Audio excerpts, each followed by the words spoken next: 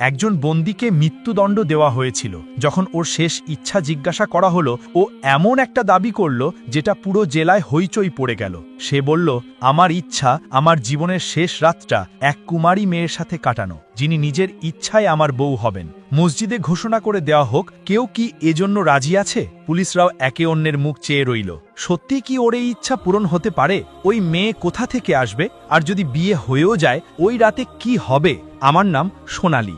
আমি 40 বছরের একজন মহিলা ইন্সপেক্টর। আমার জীবনটাই বেশিরভাগ আদালত, থানা আর এই জেলের দেওয়ালের মধ্যে কেটেছে। আমি অসংখ্য মুখ দেখেছি, কিছু নরম, কিছু কঠোর, কিছু নির্দোষ লাগা আর কিছু পাথর হৃদয়ের। রাজেশ আমাকে একটা অদ্ভুত দ্বিধায় ফেলে দিয়েছিল। সে সাধারণ কোনো অপরাধী মনে হচ্ছিল না। চোখে একটা গভীর বিষাদ আর মুখে একটা রহস্যময় শান্তি, যেন সবকিছু বুঝেও চুপ করে বসে আছে। সে মাত্র 19 বছর বয়সী ছিল। এটা আমার হৃদয়ে তীরের মতো ধাক্কা দিত যে ছেলেটা এখনো ঠিকমতো পৃথিবী দেখেনি, তাকে এখন এই পৃথিবী থেকে বিসর্জন নিতে হবে। সে খুব কম কথা বলে, যেন শব্দগুলো কেবল পাস হচ্ছে, কিন্তু কাজের কিছু না। বা হয়তো সে নিজেই কিছু বলতেই চায় না। অনেকবার মনে হলো জিজ্ঞেস করব, রাজেশ, তুমি এমন কি অপরাধ করেছো যার শাস্তি মৃত্যুই হওয়া উচিত? কিন্তু তার মুখে ছড়ানো বিষণ্ণতা আমার ঠোঁটগুলোকে সিল করে দিল। পুলিশের চাকরি আমাকে কঠোর হৃদয়ের তৈরি করে দিয়েছিল, কিন্তু 870 নম্বর জেলের সামনে হৃদয়ে একটা কোমলতা জাগত। আমি জানতাম এখানে বন্দীদের সঙ্গে যোগাযোগ রাখা নিষিদ্ধ, আইন কঠোর। তা সত্ত্বেও কোথাও একটা প্রশ্ন বারবার মাথা তুলে দাঁড়াতো, এই ছেলেটা কি সত্যি অপরাধী নাকি পরিস্থিতির শিকার? এই ভাবনায় আজ আমার কাছে একটা বিশেষ আদেশ এলো। এমন একটা আদেশ যা শুধু রাজেশের শেষ ইচ্ছার সঙ্গে জড়িত ছিল না, বরং আগামী কয়েকদিনের মধ্যে আমাদের পুরো কারাগারকে কাঁপিয়ে দেবে। 2 দিন পর বন্দী নম্বর 870কে মৃত্যুদণ্ড দেওয়া হবে। এই সময় তাকে তার মা এবং বাবার সঙ্গে শেষবারের মতো দেখা করার অনুমতি দেওয়া হয়েছে। এই খবর পেতেই আমার মনে একটা অদ্ভুত অস্থিরতা ছড়িয়ে পড়ল। কারাগারের পরিবেশে কঠোরতা স্বাভাবিক কথা ছিল, কিন্তু আজ বাতাসে বিষাদের সঙ্গে ভয় মিশ্রিত একটা অবস্থা ছিল। আমি জানতাম যে মৃত্যুদণ্ডপ্রাপ্ত প্রতিটি বন্দীকে তার শেষ ইচ্ছা প্রকাশ করার অধিকার দেওয়া হয়, কোনো বিশেষ খাবার হোক, দেখা হোক বা অন্য কোনো ইচ্ছে। তবে কেউ এমন কোনো অদ্ভুত অনুরোধ করত না যেটা রাজেশ পরে করল। রাজেশ কুমারের দেহটা ছিল পাতলা, লম্বা, কিন্তু মানসিকভাবে শক্ত। যখন সে তার মায়ের সঙ্গে দেখা করল, তখন দৃশ্যটা হৃদয় বিদারক ছিল। ওই মহিলা তার ছেলের গলায় হাত দিয়ে অঝরে কাঁদছিল, তুমি নির্দোষ। তার বিশ্বাস আমাকে চমকে দিয়েছিল। সাজা শোনানো হয়েছিল, তবুও সে আশা হারায়নি। মনে করেছিল হয়তো কোনো ভুল বোঝাবুঝি আছে। ঠিক সেই দিনই আমাকে রাজেশের শেষ ইচ্ছা জিজ্ঞাসা করার নির্দেশ দেওয়া হয়েছিল। আমি ভাবলাম হয়তো সে তার পরিবারের সঙ্গে কিছু সময় কাটাতে চাইবে, বা কেউ কোনো সাধারণ ইচ্ছে প্রকাশ করবে। কিন্তু যখন আমি তার সামনে গেলাম, তার মুখে একটা অদ্ভুত শান্তি ছিল। আমি ধীরে ধীরে জিজ্ঞেস করলাম, রাজেশ, তোমার কোনো শেষ ইচ্ছে আছে? যা বলো, পূরণ করার চেষ্টা করা হবে। সে আমার দিকে তাকালো, কিছুক্ষণ চুপ ছিল, তারপর বলল, আমার একটা ইচ্ছে আছে, কিন্তু ভরসা দিও সেটা পূরণ করবে। আমি জবাব দিলাম, এটা তো প্রতিটি বন্দীর অধিকার, তোমার ইচ্ছে পূরণ করার চেষ্টা করা হবে। আমি ভাবলাম হয়তো সে কাউকে দেখতে চায়, কিন্তু যখন আমি তাকে এসপি সাহেবের কাছে নিয়ে গেলাম এবং তিনি কোমলভাবে জিজ্ঞেস করলেন, ছেলে, তোমার শেষ ইচ্ছা কি? তখন তার ঠোঁট থেকে বের হওয়া কথাগুলো পুরো ঘরটাই ভারী করে দিয়েছিল। রাজেশ বলল, আমি জীবনে প্রথম আর শেষবারই বিয়ে করতে চাই, নিজের বউয়ের সাথে এক রাত কাটাতে চাই, ফাঁসির আগে। রাজেশের কথা শুনে ঘরে একদম নীরবতা নেমে গেল। আমি, এসপি সাহেব আর বাকিরা হতবাক হয়ে একে অন্যের মুখ চেয়ে থাকলাম। এসপি সাহেব কয়েক সেকেন্ড নীরব থাকার পর সিরিয়াস কণ্ঠে বলল, ছেলে, বিয়ে তো আমরা করিয়ে দিতে পারি, কিন্তু ভাবো তো কোন মেয়ে তোমার সাথে বিয়ে করবে? সবাই তো জানে তোমাকে 2 দিন পরে ফাঁসি দেওয়া হবে। তুমিও তো গরিব পরিবার থেকে আসছো, কোনো ধনসম্পদ আর প্রভাবের কোনো কাজ নেই। কোনো মেয়ে তার জীবন একদিনের বর হওয়ার জন্য কেন নষ্ট করবে? রাজেশ চুপচাপ শুনতে লাগলো, মুখে একটা অদ্ভুত শান্তি। তারপর বলল, আমি আমার কথায় স্থির আছি স্যার, আমার শেষ ইচ্ছা একটা মাত্র। এসপি সাহেব একটু রেগে বললেন, অন্য কোনো ইচ্ছা চাওয়া, কিছু খেতে চাও, কারোর সঙ্গে দেখা করতে চাও, কোথাও যেতে চাও, বলো, বিয়ে সম্ভব না। রাজেশ ধীরে বলল, স্যার, আপনি চিন্তা করবেন না, আমার বিয়ে নিজে নিজেই হয়ে যাবে। শুধু আপনি একটা কাজ করেন, মসজিদে ঘোষণা করিয়ে দেন যে বন্দী রাজেশ কুমার তার মৃত্যুদণ্ডের আগে একদিনের জন্য কারোর সাথে বিয়ে করতে চায়, এমন একটা মেয়েকে যে নিজের ইচ্ছায় তার স্ত্রী হতে চায়। এটা শুনে আমি হঠাৎ চমকে উঠলাম। পুরো ঘরটা নীরব হয়ে গেল, সবার মুখে বিস্ময়। এমন একটা বন্দী কিভাবে এমন অদ্ভুত শর্ত রাখতে পারে? রাজেশ আমাদের নীরবতা ভেঙে বলল, যদি কোনো মেয়ে রাজি হয়ে যায় তাকে বাধা দিও না, না হলে আমি আর কোনো স্বার্থ করব না, চাইতে এখনই ফাঁসি দিলেও চলে। তার চোখে এমন এক সত্যতা ছিল যে কেউ অস্বীকার করতে পারত না। এসপি সাহেব কাঁধ ঝাঁকিয়ে বলল, ঠিক আছে, ঘোষণা করে দিই, কিন্তু আমরা বিশ্বাস করি না কেউ এমন শর্তে আসবে। বিয়েটা ওই একই সন্ধ্যায় জেলের কাছে মসজিদ থেকে ঘোষণা উঠল।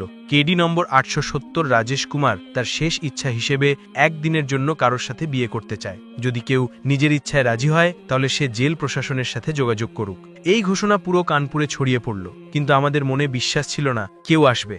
আমাদের সবার মনে হচ্ছিল এমন শর্তে কেউ সামনে আসবে না। রাজেশ একটা দরিদ্র পরিবার থেকে ছিল, না খ্যাতি না অবস্থান, কে তাকে কোণে হিসেবে মেনে নেবে? আমাদের এটা একটা মজার ব্যাপার মনে হচ্ছিল। কিন্তু ঘোষণার মাত্র 1 ঘন্টা খানেক পরে একটা সিপাহী আমার অফিসে এসে বলল, ম্যাডাম, জেলের দরজার কাছে এক মেয়ে বউয়ের জামায় দাঁড়িয়ে আছে, আর তার সঙ্গে একজন পণ্ডিতও আছেন। এটা শুনে এসপি সাহেব আর আমি দুজনই অবাক হয়ে গেলাম। আমরা দ্রুত বাইরে বেরোলে সামনে 17-18 বছরের এক নাজুক মেয়ে দাঁড়িয়েছিল। সে লাল পোশাকে সেজেছিল, সাজসজ্জা করা, কিন্তু মুখে এক অদ্ভুত শান্তি আর দৃঢ়তা ছিল। তার সঙ্গে একজন বয়স্ক পণ্ডিত দাঁড়িয়েছিলেন, হাতে বিয়ে রেজিস্টার ধরিয়ে। এসপি সাহেব কঠোর স্বরে জিজ্ঞেস করলেন, পণ্ডিতজি, এটা কি ব্যাপার? এই মেয়েটি কে? তিনি ভদ্র ভঙ্গিতে উত্তর দিলেন, সাহেব, এই মেয়ে, সে নিজেই আমার কাছে এসেছিল, বলল সে রাজেশ কুমারের সঙ্গে বিয়ে করতে চায়। আমি যতই বুঝিয়ে বললাম, বেটা, ওটা তো মৃত্যুদণ্ডে দণ্ডিত আসামি, তুমি কেন নিজের জীবন নষ্ট করছো? কিন্তু সে মানল না, বলল এটা আমার সিদ্ধান্ত, আমি তাকে সত্যি ভালোবাসি। তার কথা শুনে আমার শরীরে রকমারি শিহরণ নেমে এলো। জেল ঘরটা চুপচাপ হয়ে গেল। আমরা বিশ্বাসই করতে পারছিলাম না যে রাজেশের জন্য কেউ এত ভালোবাসে যে সে সম্মান, পৃথিবী সবকিছু ছেড়ে দেওয়ার জন্য প্রস্তুত। কিন্তু আইন বলে আসামির শেষ ইচ্ছা পূরণ করতে হবে। তাই আমরা অনুমতি দিয়ে দিলাম পণ্ডিত সাহেবকে। ভিতরে ডাকা হলো, রাজেশকে জেল থেকে বের করা হলো। জেলের অফিসে ছোট্ট কিছু রীতিনীতির মধ্যে তার বিয়ে করা হলো। বিয়ে শেষ হলে রাজেশ হাসি মুখে বলল, এখন আপনি প্রতিশ্রুতি মতো আমার কনের সঙ্গে আমাকে মিলিয়ে দিন। আমি ওর সঙ্গে কিছু কথা বলতে চাই, শুধু 1 রাতের জন্য। আমি ওর কথা শুনে অবাক হয়ে গেলাম, কিন্তু এসপি সাহেব চুপচাপ মাথা নেড়ে সম্মতি দিলেন। আমি কনেকে রাজেশের জেলের কাছে পৌঁছে দিলাম, দরজা বন্ধ করে বাইরে চলে এলাম। ভাবলাম হয়তো কিছুক্ষণ পর ও নিজে বাইরে চলে আসবে, কিন্তু সময় কাটতে লাগলো আর ভিতর থেকে হালকা হালকা ফিসফিস করার আওয়াজ আসতে লাগলো, যেন কেউ কিছু খুলতে চেষ্টা করছে। আমি একটু মনোযোগ দিলাম, কিন্তু শান্ত মনে আবার অফিসে চলে গেলাম। রাত গাঢ় হতে লাগলো। হঠাৎ করেই জেলের পরিবেশ একটা চিৎকারে গুঞ্জরিত হলো। আমি দৌড়ে রাজেশের জেলের দিকে গেলাম। দরজা খুলে দেখলাম ওই মেয়েটি বরের পোশাকে দাঁড়িয়ে আছে, ঘুঙ্গুট নিচে, শ্বাসকষ্টে ভুগছে। ওই মেয়েটি অস্থির শ্বাস নিচ্ছিল, পুরো শরীর কাঁপছিল। আমি অবাক হয়ে জিজ্ঞেস করলাম, কি হয়েছে? তুমি তো তোমার ইচ্ছায় বিয়ে করে এসেছিলে, এখন কি বদলে গেছে? ও কাঁপতে কাঁপতে বলল, আমাকে এখান থেকে বের করে দাও, আমি এখানে থাকবো না। আমি তেজি স্বরে বললাম, কেন? ভালোবাসার নেশা উঠেছে নাকি? এখন ফলাফল ভয়ের ছোবল লেগেছে। কিন্তু সে চুপ করে রইল। কাপড়ের আঁচল মুঠোয় আটকে দাঁড়িয়েছিল, মুখে এমন ভয় ছিল যেন কোনো ভয়ঙ্কর স্বপ্ন থেকে ফিরে এসেছে। আমি দরজা খুললাম, তখন ওই মেয়েটা বিদ্যুতের মতো বাইরে দৌড়ে গেল, কিছু না বলে দ্রুত চলে গেল। আমি সেলফোনটা আবার বন্ধ করে সময় মতো নিজের অফিসে এসে বসলাম। সারা রাত চিন্তায় ডুবেছিলাম, তারপর ক্লান্তিতে ঘুমিয়ে পড়লাম। আমি কি জানি যে সকাল হতেই একটা ঝড় আসছে। সূর্য উঠতেই এসপি সাহেব রেগে আমার অফিসে ঢুকলো। ইন্সপেক্টর সোনালি, তাড়াতাড়ি যাও আর দেখো রাজেশ কোথায়। আমি অবাক হয়ে বললাম, স্যার, সে হয়তো নিজের জেলে থাকবে। যাও দেখো। আমার হৃদস্পন্দন বেড়ে গেল। আমি দৌড়ে রাজেশের জেলের দিকে গেলাম। দরজার কাছে গিয়ে ডাক দিলাম, রাজেশ, বাইরে আসো। কিন্তু ভিতর থেকে কোনো উত্তর এলো না। আমার কপালে ঘাম জমে গেল। আমি জানালার দিয়ে ঝুঁকে দেখলাম ভিতরে একজন লোক পুরুষদের পোশাকে দেওয়ালের কাছে শুয়েছিল। আমি দরজা খুলি ভিতরে ঢুকলাম, সামনে এগিয়ে গেলাম, আর যখনই লোকটিকে সোজা করলাম, আমার পা মাটির থেকে সরে গেল। ওটাই সেই মেয়ে যেটা কাল বউ হয়ে এসেছিল। এখন সে রাজেশের কাপড় পরে অচেতন অবস্থায় পড়েছিল। আমার হাত কাঁপতে লাগলো। এসপি সাহেবও সেখানে এসে পৌঁছালেন। দৃশ্য দেখে তিনি চিৎকার করে উঠলেন, এটা কি নাটক? রাজেশ কোথায়? আমি কিছু বলতে পারলাম না। তিনি চেঁচিয়ে বললেন, তোমার অবহেলায় জেলের শৃঙ্খলা ভেঙে পড়ল, একজন মৃত্যুদণ্ডপ্রাপ্ত বন্দী পালিয়ে গিয়েছে। আমি স্তম্ভিত হয়ে গিয়েছিলাম, আমার মাথা নীরব হয়ে গিয়েছিল। আমরা সবাই বুঝতে পারলাম রাজেশ এমন একটা চাল চালিয়েছিল যা আমাদের অন্ধ করে দিয়েছিল। সে বরযাত্রীর পোশাকে জেল থেকে পালিয়ে গিয়েছিল, আর ওই মেয়েটি হয়তো তার সঙ্গী, ইচ্ছাকৃতভাবে তার জন্য বলি হয়েছিল।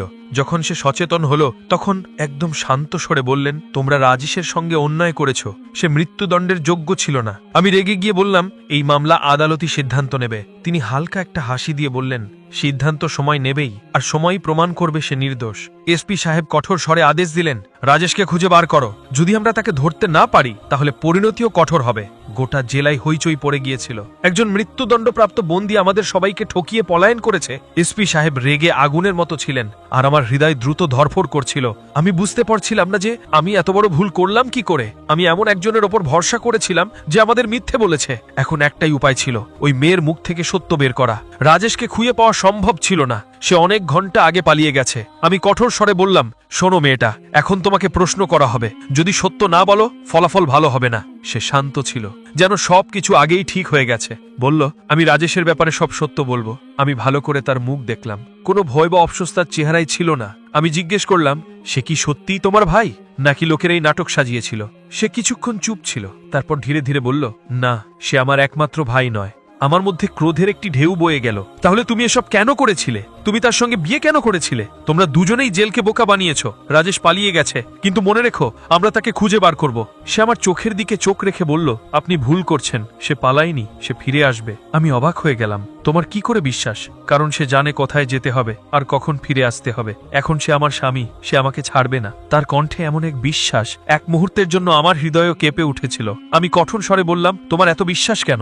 সে বলল, যদি তুমি আমার পুরো গল্প শুনো, তাহলে হয়তো তোমার সিদ্ধান্ত বদলে যাবে। তখন তোমার ধারণা হবে আসল অপরাধী কে এবং রাজেশ যা করেছিল কেন করেছিল। আমি চুপ হয়ে গেলাম। সেই মেয়েটি এখনো নিজের অবস্থানে দাঁড়িয়েছিল, যেন কোনো বড় সত্যি লুকিয়ে রেখেছে। তারপর সে ধীরে ধীরে বলল, আমার নাম প্রীতি, এবং আমার বড় বোনের সাগাই রাজেশের সঙ্গে হয়েছিল। প্রীতি কথা শুরু করল। রাজেশ ছোটবেলা থেকেই সাহসী এবং নির্ভয় ছেলে ছিল। হয়তো কোনো মুহূর্ত এসেছে যখন সে কারোর সামনে পিছন হটে নাই। সে আমার বাবার চাচা ভাইয়ের ছেলে, মানে আমার ফুপু জাদা ভাই। বাবার তাকে খুব ভালোবাসতেন, আর যখন তিনি আমার বড় বোনের মঙ্গনী রাজেশের সঙ্গে ঠিক করলেন, তখন রাজেশ আমাদের বাড়ির একটি অংশ হয়ে গেল। আমি চুপচাপ তার কথা শুনছিলাম। প্রীতির কণ্ঠে দুঃখ ছিল আর গর্ব।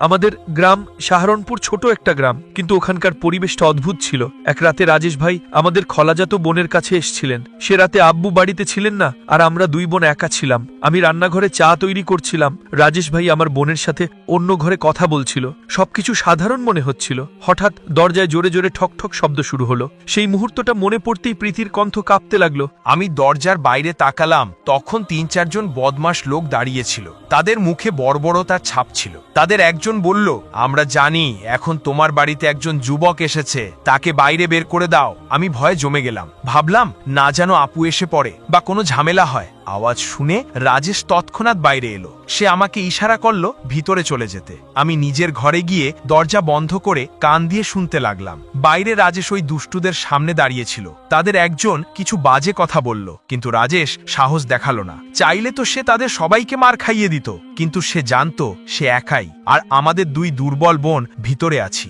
রাজেশ ভাই নরমভাবে তাদের বুঝিয়ে বলল, আর যেভাবে হোক ফিরিয়ে দিল। সেই রাতটা সে দেরি করে দরজার কাছে বসেছিল, যেন কোনো বিপদের পাহারা দিচ্ছে। প্রীতির চোখ ভিজে উঠল। তখনই প্রথম আমি বুঝতে পারলাম, রাজেশ শুধু সাহসী না, অন্যদের সম্মানের রক্ষণাবেক্ষণকারী একজন মানুষও। আমাদের তো কিছুই আন্দাজ ছিল না, কারণ ওই রাতটাই আসন্ন ঝড়ের প্রথম ইঙ্গিত ছিল। প্রীতি গভীর নিঃশ্বাস নিয়ে বলল, কিন্তু এটা তো শুধু শুরু ছিল। এরপর থেকে যেন আমাদের জীবন দুঃস্বপ্নে পরিণত হয়ে গেল। প্রতিদিনই ৩-৪ জন দুর্বৃত্ত আমাদের বাড়ির বাইরে দাঁড়িয়ে থাকত। আপু যখন কাজে যেতেন, তারা আমাদের বিরক্ত করা শুরু করত। আমরা দরজা বন্ধ করে ফেলতাম, কিন্তু ভয় মন থেকে মুছে যেত না। তারপর এক রাত এমন একটা ঘটনা ঘটল যা সবকিছু বদলে দিল। প্রীতির কণ্ঠ কেঁপে উঠল। রাতের অন্ধকারে জানালার কাঁচ ভাঙার শব্দ হলো। কেউ জোরপূর্বক ভিতরে ঢুকতে চাইছিল। রাজেশ ভাইও ঠিক তখনই বাড়ি ফিরেছিলেন। তিনি তার নিজের চোখে দেখল এক দুষ্টু লোক জানালা ভাঙতে চলেছে।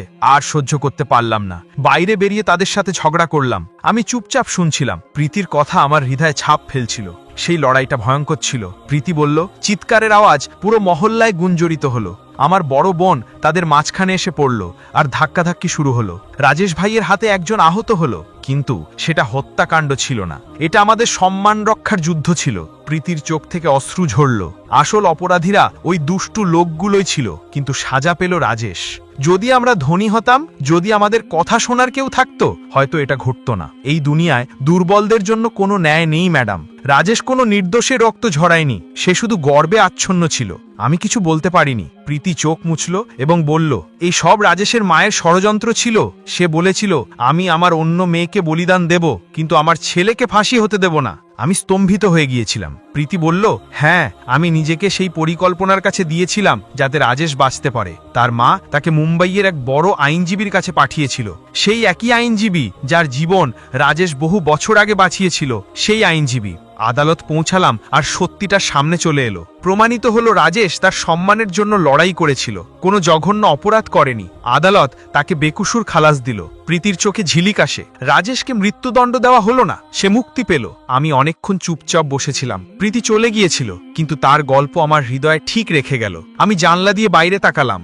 আকাশে হালকা সকালবেলার আলো ছড়াচ্ছিল। আমার মনে হলো কিছু গল্প সময়ের সাথে মুছে যায় না, তারা সবসময় হৃদয়ের কোনো এক কোণে জীবন্ত থেকে যায়। তো বন্ধুরা, এই ছিল আজকের ভিডিওটি ভালো লাগলে লাইক, কমেন্ট, শেয়ার এবং সাবস্ক্রাইব করতে ভুলবেন না।